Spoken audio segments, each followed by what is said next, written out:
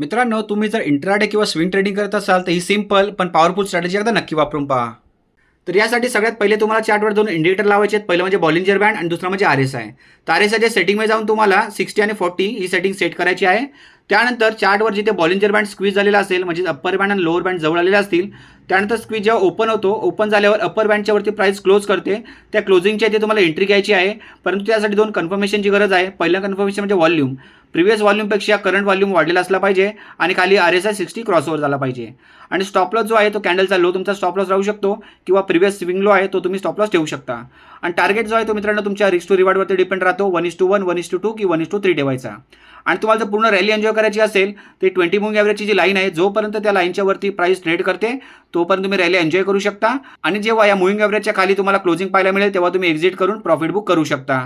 आणि जे काही रूल्स आहेत ते रूल्स तुम्हाला इथे दिलेले आहेत मित्रांनो, त्याचा तुम्ही स्क्रीनशॉट काढून घेऊ शकता. आणि अशाच नवीन स्ट्रॅटेजीसाठी आपल्या चॅनलला सबस्क्राईब करा.